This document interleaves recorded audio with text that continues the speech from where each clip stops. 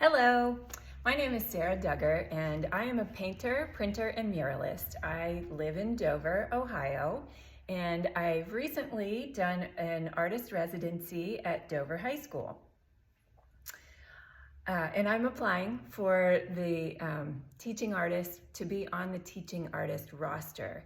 Now, I didn't realize when I was doing my residency that as part of the application for the roster that I needed a video of myself teaching. So I don't have any video of that from when I was at Dover. So I thought, I'm just gonna make a video of me so you can see me and hear my voice, and I can show you some of the things that we did at Dover. I didn't take everything with me when I left, but I do have a few things. So I will show you those things and just have a little chat here.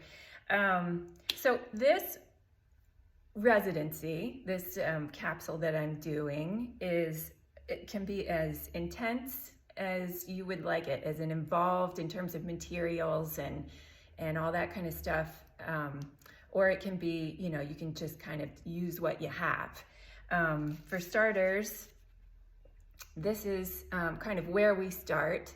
This is a repeating pattern that we made. It works perfectly on all sides. You can put this into repeat and it matches up. This was just pencils and index cards. So very simple. Of course, then you'd need another piece of paper to put this into repeat and see the whole thing kind of come together. But this is the starting point for pretty much everything that we do. The next step would be putting it, this is a different design, putting it on bigger paper. And so here you've got your motif in repeat, and we started coloring it in with watercolors. We also did colorways. So we talked a lot about color theory, and how by just changing the color of a pattern and using different materials, you can change the feel of the same pattern, which is pretty cool. And then we did silkscreen. We used screens like this. They were just 12 by 16 screens, and you wind up putting your design onto the screen using contact paper. So kids kind of need to be good with a blade, and that's how you sort of cut it out. And there's a process for getting that contact paper on the screen. But once it's on there, it's astounding how well the screens print. And the great thing about it is they will last. You can wash them out, and the contact paper will stay on there. So if they need to come back to it, they can do that. And then when they're done, the kids you just take it off. Just take off the stencil and wash your screens up, and they're ready to go for the next student. So this was really, really amazing. We also carved our motifs into blocks, and we used this Easy Carve. This stuff is wonderful. When I was in school, we had the old Battleship Gray Lino blocks that were very difficult to carve. So these were really nice. And I had the kids, I told them, they could just bring in an old t-shirt, an old pair of pants, whatever they had lying around. Of course, we had fabric and paper that we were printing on for projects. But, the great thing about printing is you can just go and go and go and go. And so this was a t-shirt that we brought in and just printed on the front of it, filled the whole thing up. They really enjoyed that. That was cool. So those are kind of some of the practical things that we did.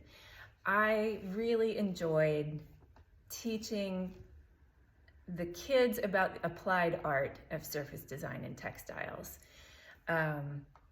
There's a lot that you can do with it, a lot of jobs that you can get with it, and it also applies to the logic behind doing these process-driven art disciplines is valuable for your whole learning. Like it spills into other things, you know, just that thinking in a logical way, thinking in terms of steps and whatnot. So even if kids aren't going to go into the arts, they're going to go into science or math or whatever.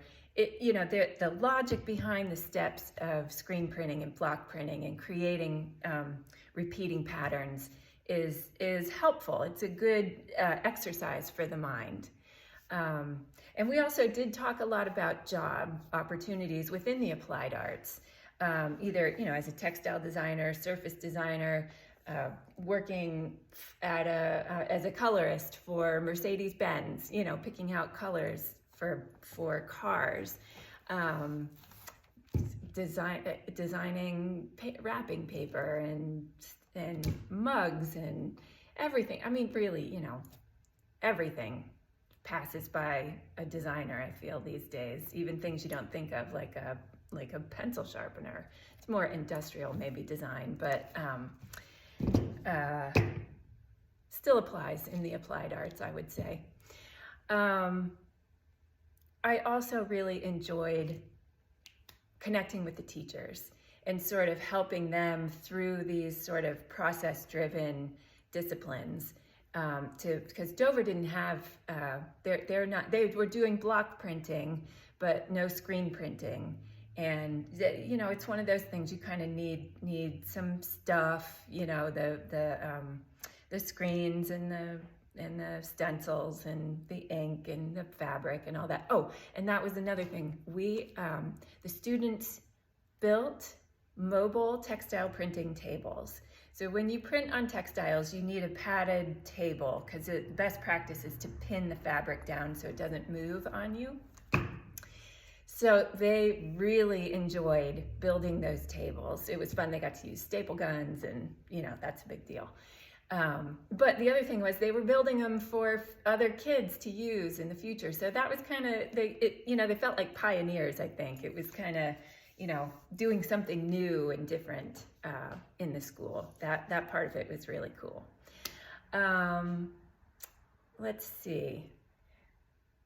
Yeah, it was great. I enjoyed doing this residency. I loved being in the school. I loved working with the teachers. I loved meeting the students and talking about the possibilities, all the possibilities that are out there when you learn these kinds of skills, applied arts.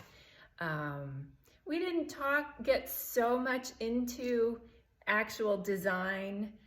You know, we really sort of stayed within the processes, the steps, you know. The design part of it is very important because I think that they need to be printing something that means something to them. And we sort of used culture, their cultural heritage or their geographic heritage as a sort of a starting point. Like, I'm Irish, and so I sort of brought in some samples of some things that meant something to my family in terms of where we came from, and looked within there for visual icons that I could then take and make my own. We talk a little bit about that, but the bulk of the work with this kind of stuff is the steps and the processes. The design part of it, to me, is sort of a separate thing. It is important, like I said, that they are printing something that they enjoy and that they like. So that's how we sort of deal with that. But then the rest of the time, we're really figuring out, like, how am I going to get this out of my head and, you know, onto this shirt? So that's really where the bulk of the time is spent, is working on the steps. So I think that's it. That's me. Of course, there's, you know, I could go on. I also let me add that I also paint murals, large exterior murals and interior. I started painting with a group of artists called Wall Dogs, and have been doing that since 2016, and that's been very lucrative for me for my career, and that it's another great skill to have. It's also very fun and community oriented.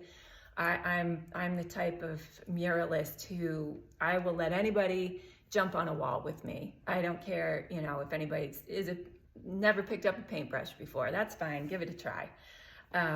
So that's another option too, if you are looking for, it's not really written into this application, but I'm, you know, letting you know that that's something that I do as well.